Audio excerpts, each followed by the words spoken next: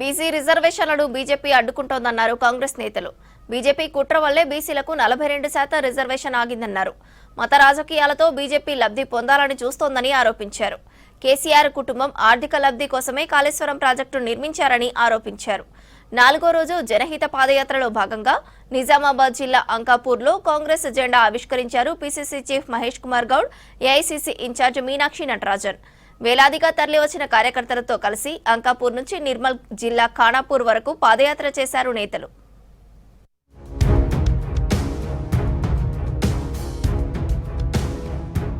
కాంగ్రెస్ చేపట్టిన జనహిత పాదయాత్ర ఫుల్ జోష్తో కొనసాగుతోంది. పాదయాత్రలో వేలాదిగా పాల్గొంటున్నారు కాంగ్రెస్ నేతలు, కార్యకర్తలు. ఉదయం శ్రమదానం చేసిన PCC chief Mahesh Kumar, AICC incharge Meenakshi Natarajan స్థానిక నేతలు, కార్యకర్తలతో డైరెక్ట్ గా ఇంటరాక్ట్ అవుతున్నారు. స్థానిక సమస్యలను తెలుసుకుంటున్నారు.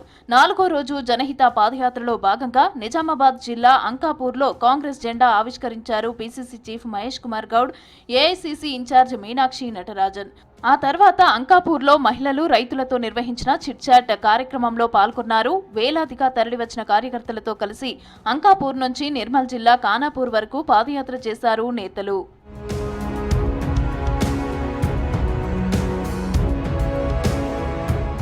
బీసీ రిజర్వేషన్లను బీజేపీ అడ్డుకుంటోందన్నారు పీసీసీ చీఫ్ మహేష్ కుమార్ గౌడ్. దేవుడికి రాజకీయాలను బీజేపీ ముడిపెట్టడం సరికాదన్నారు.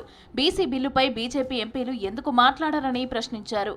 కాంగ్రెస్ది కలిపే మోడల్ అయితే బీజేపీది విడదీసే మోడల్ అన్నారు ఏఐసీసీ ఇన్ఛార్జ్ మీనాక్షి నటరాజన్. ప్రజాస్వామ్యాన్ని కాపాడాలంటే తెలంగాణ మోడల్ దేశమంతా అమలు చేయాలని డిమాండ్ చేస్తూ ఢిల్లీలో ఆందోళన చేయనున్నట్లు తెలిపారు.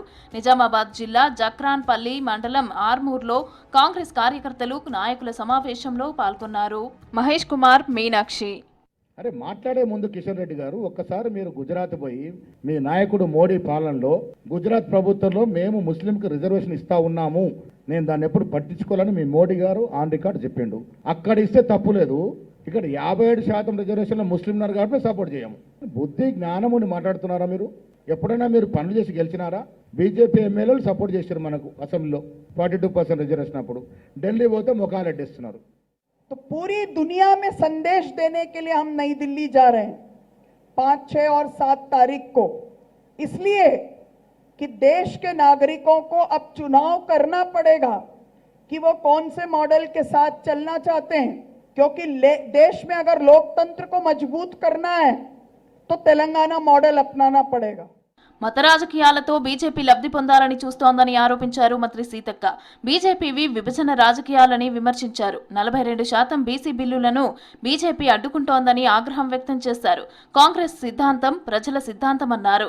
సంక్షేమ పథకాలను ప్రజల్లోకి తీసుకెళ్లాలని పార్టీ శ్రేణులకు సూచించారు సీతక్క. అసెంబ్లీలో సంపూర్ణంగా మద్దతు ఇస్తున్నామని చెప్పారు. బయటకు వచ్చి ఆ బిల్లు తీసుకుపోయి ఇప్పుడు ఢిల్లీలో ఉన్నది, ఆ ప్రభుత్వం ఆమోదించాలి. మోడీ గారు, రాష్ట్రపతి గారు, కేంద్రము.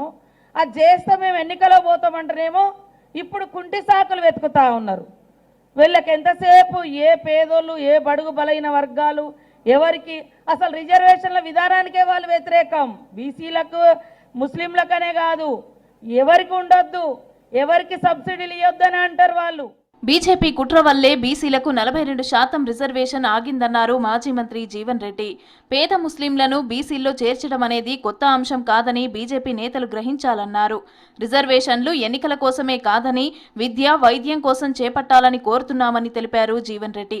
పార్టీ కోసం పనిచేసిన, త్యాగాలు చేసిన కార్యకర్తలకే స్థానిక సంస్థల ఎన్నికల్లో ప్రాధాన్యం ఇవ్వాలని అన్నారు షబ్బీర్ అలీ. మొత్తం దేశంలో ఏదైతుందో ముస్లిం రిజర్వేషన్ అనేది కేవలం తెలంగాణకి పరిమితం కాదు. మరి 56% మరి ఈ కులగణన ద్వారా బీసీ జనాభా అరైవ్ కావడానికి ఏదైతుందో ప్రధానంగా ఈ ముస్లిం జనాభా 10% చేరడంతో అని చెప్పి అంటున్నాం. అంటే 56% బీసీ జనాభా కులగణనలో మనం పొందడంతోనే వీళ్ళు బీసీలకు ఏదైతే 42% వచ్చే అవకాశం లభించింది. ప్రభుత్వం మీరు తీసుకొచ్చినారు, మీ వల్ల ఇలా పైన కూర్చున్నాం. మేము ఇవాళ కుయి మోటార్లలో తిరుగుతున్నాం, అది కేవలం మీ వల్ల. అందుగురించి మా మీద బాధ్యత ఉంది అందరి మీద. మీకు కూడా కుయి సర్పంచులు, ఎంపీటీసీలు, జెడ్పీటీసీలు, మున్సిపల్ కౌన్సిలర్లు, కార్పొరేటర్లు గెలిపించే బాధ్యత మనం అందరం తీసుకోవాలా.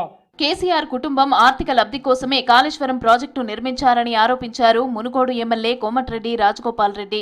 తుమ్మిడిహట్టి దగ్గర నీటి లభ్యత ఉన్నా మేడిగడ్డ దగ్గర కాళేశ్వరం నిర్మించారని ఆగ్రహం వ్యక్తం చేశారు. లక్షల కోట్ల ప్రజాధనాన్ని దుర్వినియోగం చేసి రాష్ట్రాన్ని అప్పులపాలు చేశారని మండిపడ్డారు రాజగోపాల్. అది కేవలం డబ్బుల కోసం ఆనాడు అవసరం లేకున్నా సరే 1,00,000 కోట్ల అప్పు చేసి కాంట్రాక్టర్ల కోసం తుమ్మిడిహట్టి దగ్గర నీళ్లున్నా సరే కాదని మేడిగడ్డ దగ్గర కట్టిండ్రు. అది డిజైన్ లోపం, అశ్రద్ధ, నిర్లక్ష్యం, అవినీతి చోటు చేసుకుంది. కాబట్టి కారకులు ఎవరైనా సరే, ఎంత పెద్దవాళ్ళైనా సరే వెంటనే కఠిన చర్యలు తీసుకొని వాళ్ళని శిక్షించాలి. జనహిత పాదయాత్ర, రేషన్ కార్డుల పంపిణీ కార్యక్రమాలతో జనంలోకి వెళ్తున్నారు మంత్రులు. ప్రజా ప్రభుత్వంలో ప్రతి పేదవారికి సంక్షేమ పథకాలు అందేలా చూస్తామని హామీ ఇస్తున్నారు.